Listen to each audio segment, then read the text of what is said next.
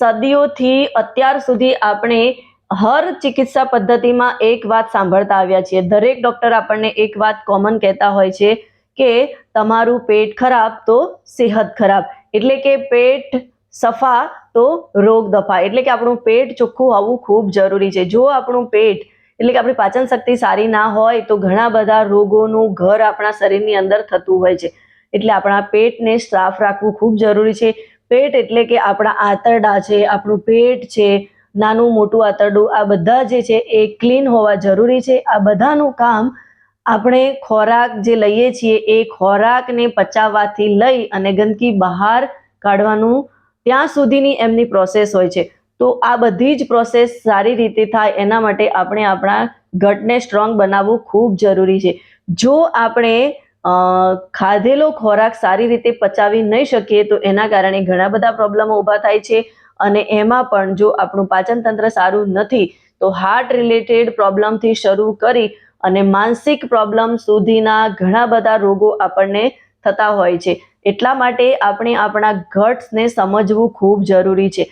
આપણી ગટ હેલ્થ ખરાબ કેમ થાય છે એના વિશે પણ જાણવું ખૂબ જરૂરી છે. અને આપણી ગટ હેલ્થને આપણે કઈ રીતે સ્ટ્રોંગ બનાવી શકીએ એના વિશે સમજવા માટે આજે હું તમારી સમક્ષ થોડી વાતો કરવાની છું. તો વિડીયોને એન્ડ સુધી જરૂરથી જોજો.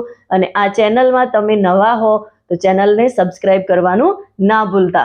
તો વાત કરીએ ગટ હેલ્થ. ગટ હેલ્થને સ્ટ્રોંગ કરવું ખૂબ જરૂરી છે.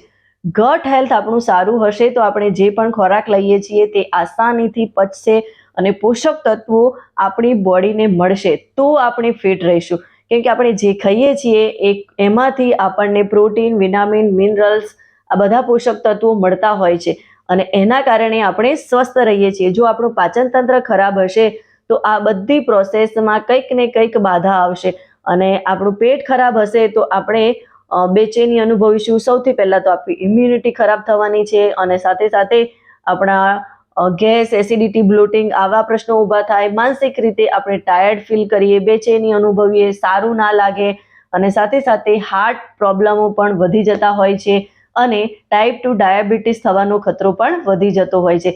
તો એક રીતે જોવા જઈએ તો જો આપણું જે પેટ છે એ સાફ નથી હોતું તો એના કારણે ઘણા બધા પ્રોબ્લેમો ઊભા થાય છે. અને આજના સમયની અંદર આ પ્રોબ્લેમ, પેટ રિલેટેડ પ્રોબ્લેમ કોમન થતો જાય છે. દરેક લોકોને ગેસ, એસિડિટી, બ્લોટિંગ થવું આ બધા પ્રશ્નો રોજના ઊભા થતા હોય છે. તો આપણે ખરેખર આપણા ગટ્સને સ્ટ્રોંગ બનાવવું ખૂબ જરૂરી છે. અને ઘણા બધા એવા લોકો છે કે જે હેલ્ધી ખાવાનું નથી ખાતા, એના કારણે ફાસ્ટ ફૂડ વધારે ખાય છે, ઓઇલી વસ્તુ વધારે ખાય છે અને આ બધી વસ્તુઓ કંઈક ને કંઈક એમના ગટ્સને, એમના આંતરડાને જે છે એ નુકસાન પહોંચાડે છે.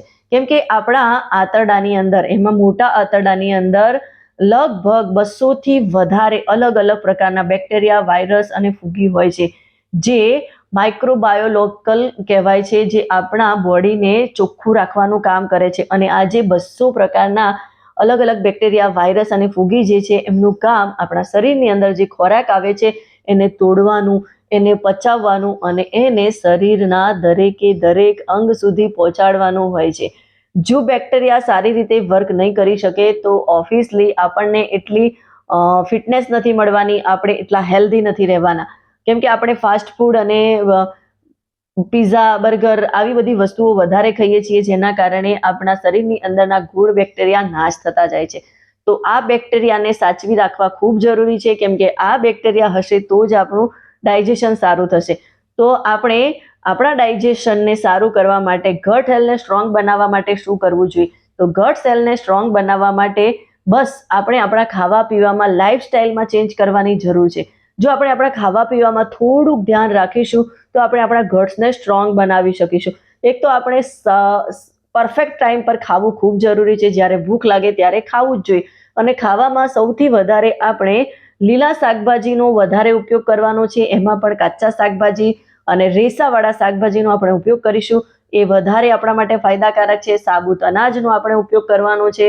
સાથે સાથે આપણે પ્રોપર પ્રમાણમાં પાણી પીવું ખૂબ જરૂરી છે કેમ કે પાણી પણ આપણા ડાયજેશનને પરફેક્ટ કરવામાં મહત્વનો રોલ અદા કરે છે. તો આવી રીતે આપણે આપણા ખાવા પીવામાં, લાઈફસ્ટાઈલમાં સ્ટ્રેસ મેનેજ કરવામાં, થોડું વર્કઆઉટ, આ બધી જ બાબતો ઉપર ધ્યાન રાખીશું તો ઓટોમેટિકલી આપણે આપણા ગટ્સને સ્ટ્રોંગ બનાવી શકીશું. અને આપણા ગટ્સની અંદર ગુડ બેક્ટેરિયા વધારવા માટે શું કરવું જોઈએ? તો આપણે છાશનો સહારો લઈ શકીએ છીએ, દહીં લઈ શકીએ છીએ. એ સિવાય પ્રોબાયોટિકનો પણ આપણે સહારો લઈ શકીએ છીએ, જે ઉપરથી સપ્લિમેન્ટ હોય છે. તો આપણે આપણા ગટને વધારે સ્ટ્રોંગ બનાવી શકીશું અને ઘણા બધા રોગોથી દૂર રહી શકીશું. જો તમે પણ તમારા ગટ્સને સ્ટ્રોંગ બનાવવા માંગતા હો, હેલ્ધી બનાવવા માંગતા હો અને તમે પણ સતત ગેસ, એસિડિટી, બ્લોટિંગ જેવી સમસ્યાઓથી પીડાતા હો તો મારી સાથે જરૂરથી 1-to-1 કોલ બુક કરો, કેમ કે બધું જ તમે જાણો છો છતાં પણ એને ફોલો નથી કરી શકતા. તો અમે તમને સજેસ્ટ કરીશું કે કઈ રીતે તમે આ વસ્તુને ફોલો કરી શકો છો અને કઈ રીતે એને રૂટીન બનાવી શકો છો. અમારો પ્રોગ્રામ પણ તમે જોઈન કરી શકો છો. અને વિડીયો ગમ્યો હોય તો એને વધારેમાં વધારે લોકો સુધી શેર કરો, અમારી ચેનલને સબસ્ક્રાઇબ કરો. મળીશું નવા વિડીયો સાથે.